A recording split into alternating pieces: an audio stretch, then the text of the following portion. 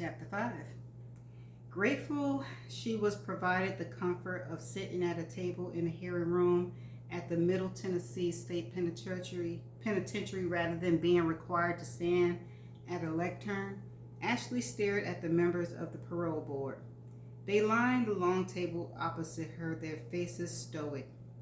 A red-haired man in an ill-fitted pinstripe suit, who she assumed was the public defender, called to represent her ex-husband, sat at another table to her right. To the attorney's right, an empty chair stood, waiting for the monster that would soon fill it. Almost 9 years had passed since the day Ethan had tried to kill her. But now, being in this room with the board resembling the jury who had convicted him of attempted murder, it felt as though it had just happened yesterday. She remembered being on the witness stand that day, remembered the fury in Ethan's eyes as she testified against him, terrified he would break free of his cuffs and strangle her with his bare hands. The judge had been far too lenient with his sentence. 15 years was not nearly enough time for the agony he had put her through. It was hard for her to believe that the board had even considered his parole request.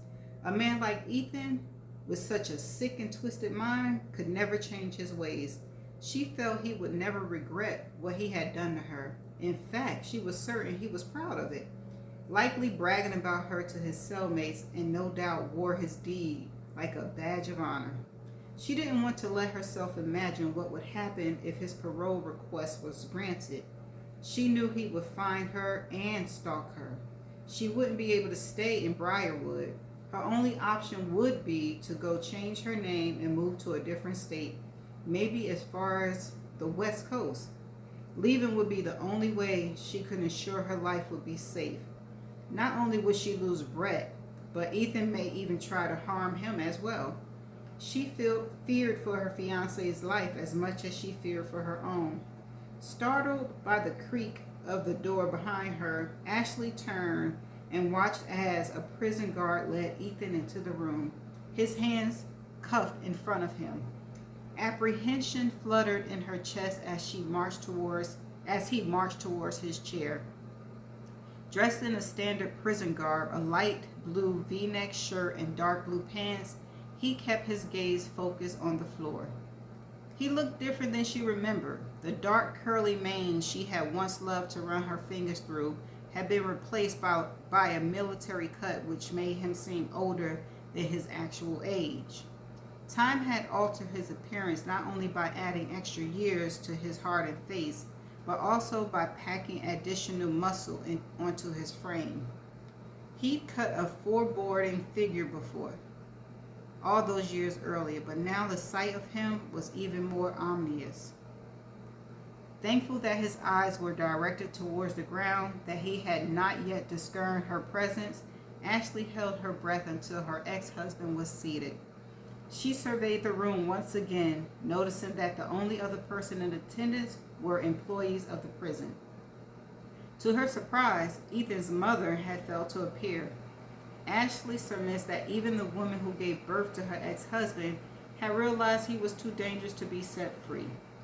When the chairman, a middle-aged man sporting an obvious toupee, called the hearing to order, Ashley felt a chill course through her in the midst of a stuffy room. After explaining the general procedure of the parole hearing, including the impact of risk assessment and mitigating factors, the chairman directed his attention towards Ethan. "Why do you feel your parole request should be granted?" the chairman asked. "'Cause I've changed." The sound of Ethan's voice sliced through Ashley's soul, stirring up a horde of emotions suppressed for years.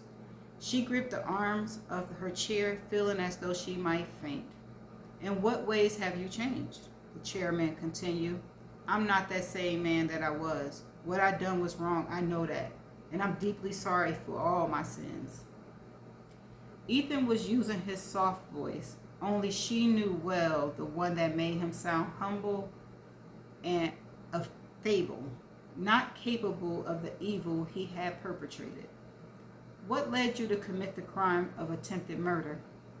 I reckon I was confused way back then, Ethan said. But I got help in here, counseling. I see things different now. What did you learn in the counseling program? That I used to hate myself? That done made me hate everybody else too?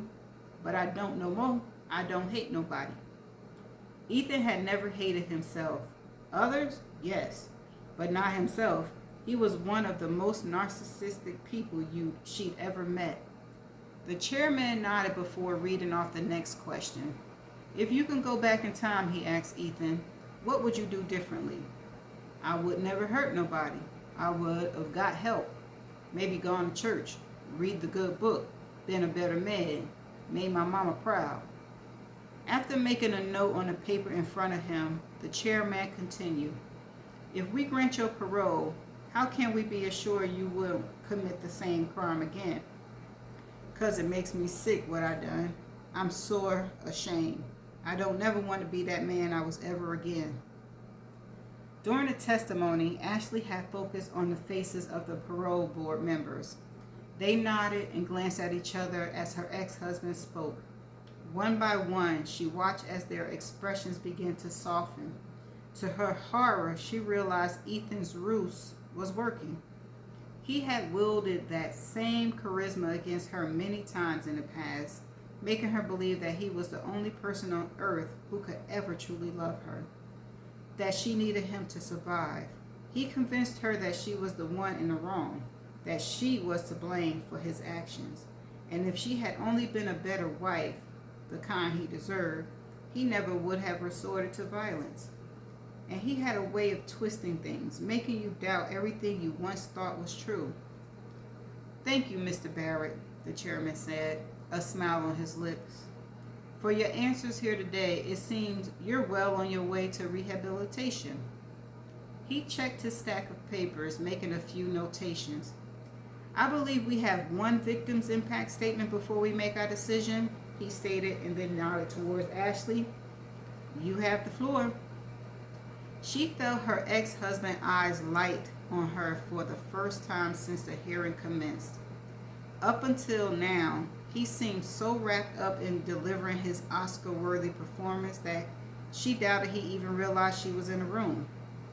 Ashley trembled as she met his gaze. Obviously shocked to see her there, his rage was apparent on his face. The hatred in his eyes so intense it felt as though a hot iron was burning into her skin. She knew if he could find a way, he would kill her right there, right now.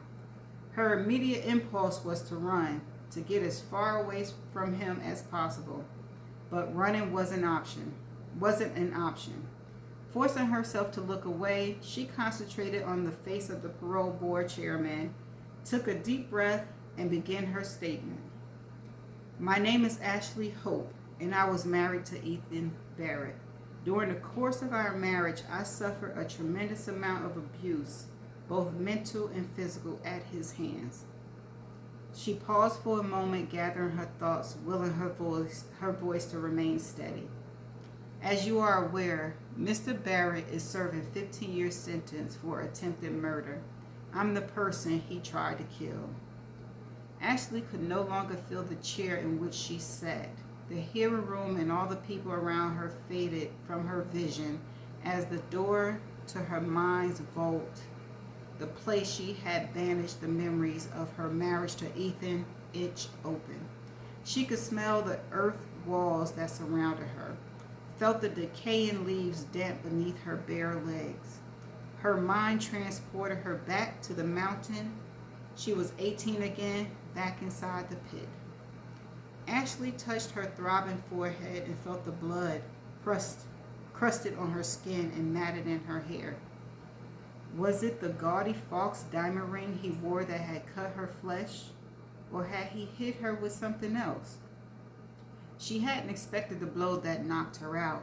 The last thing she remembered before waking in the darkness of a pit was clearing the dishes from the small card table in the trailer she shared with Ethan. Things had seemed to go well that morning. They enjoyed a nice breakfast together, He even complimented her on the sawmill gravy she prepared. Not too runny, not too thick. He kissed her cheeks, and then sunlight leaked in between the rough boards covering the mouth of the pit. She looked up and wondered what time it was, how long she'd been unconscious. She tried to stand. A jolt of pain shot through her ankle and ran up her shin. The injury, no doubt, the result of him dropping her several feet into the hole. "Ethan," she called out. What airheaded mistake had she made to warrant this punishment? Thinking back over the past week, she began compiling a mental list of her shortcomings. There was a stain on one of his shirts she couldn't remove no matter how hard she scrubbed. She was a little late with supper on Wednesday because a storm had knocked out the electricity, and yesterday she'd been forced to have her grocery items rung up by a male cashier because his was the only register open. Ethan always checked the employee's name on the receipt. Yes, that must be it. It was the cashier. Why had she been so stupid? She should have put the groceries back on the shelves, waited until today to go shopping. "Ethan," she called again, wondering how long he planned to make her stay down there. Scooting to the edge of the pit, she rested her back against the cool earth. She pulled her knees to her chin, covering them with threadbare cotton nightgown. She wished she put on a pair of socks when she gotten out of bed that morning. Hearing a noise above her, Ashley glanced up. She waited, staring at the dust particles dancing in a narrow shaft of sunlight, hoping it was Ethan coming back to check on her and not some wild animal milling about. After a few seconds, one of the boards over the mouth of the pit began to move. Ethan's face appeared, backlit by the sun. "You awake?" he called down to her. "Get me out of here," she shouted back. He had gone too far this time. Ethan had been abusive in the past, had made her live by his strict rules, but he never trapped her in a hole before. Nope, can't do that. His lips smacked as he chewed the wad of gum in his mouth. She wanted to scream at him, curse him out, and tell him their marriage was over, but she knew that would just make matters worse. That would force her to stay down here that much longer. "I didn't mean to make you angry," she told him. "Please, just get me out of here. We can talk about it." Nothing to talk about. She knew she had to calm down, not let him see how upset she felt. Be nice to him. Agree to do whatever he wanted until he let her out. After that, she would leave him, for good this time. "I'm sorry, Ethan. Give me a chance to explain." "You don't run out of chances," his lips smacked again. You're just warm food now." "Warm food? Worm food. Once I put this here board back across the top of this hole, won't nobody ever see you again except for the worms. Maybe some spiders." Fear began to build in her chest. "Ethan, you can't just leave me here." "I can and I will. We're married. You're my property. I can do what I want with you." Tears welled in her eyes. "My family will come looking for me," she warned, hoping it was true, hoping that despite what Ethan had told her, that her family still loved her at least a little bit. "Ain't nobody coming looking for you. Already got my story straight. My buddy Dwayne done told your brother Kyle that he seen you with the man over in Chattanooga." A tear broke free and streamed down her face. Ethan was serious. He was going to leave me here to die. "Please let me out. I promise I won't tell anyone. Just please let me go." "Say hello to the worms for me." Ethan pushed the board back across the mouth of the pit. She clawed at the earth until her fingers bled, trying to find a way to climb out. And when the sun went down, it was so cold in the dank hole she thought she'd freeze to death. How long would it take for her to die? The members of the parole board stared at her, their shock at her ordeal apparent on their faces, just like the alarmed expression of the hunters who had heard her scream and had pulled her out of the pit. As she ended her testimony, the hearing room began to come back into focus. Ashley could again feel the arms of her chair beneath her sweating palms. the odor of rotting leaves replaced by the scent of industrial floor wax. "We'll take a vote now," the chairman stated, his gaze fixed on Ashley. She felt Ethan's eyes on her again, but instead of shrinking in a chair, she sat rigid, willed herself to be strong. Although the threatening look he shot her still filled her heart with terror, she refused to allow it to show on her face. She returned his gaze with an icy stare of her own. The vote took only a few seconds, much less time than she expected. In the matter of parole for Ethan Barrett, inmate number TN 92764, the board has voted unanimously. The chairman informed them, parole denied. Relief flowed through her. Whew. She done it. She convinced the board. She heard Ethan's chair squeak across the floor as he bolted to his feet. "You just gonna believe her?" he shouted at the board's members. "She done told y'all a pack of lies. Guards, please return Mr. Barrett to his cell," the chairman ordered. Ethan glared at Ashley, his fist clenched in front of him. The evil in his eyes sent a bolt of fear down her spine. "This ain't over. Y'all gonna be sorry," he yelled. As she watched the guard push Ethan through the door leading out of the room, she realized she was shivering, and she knew the reason why.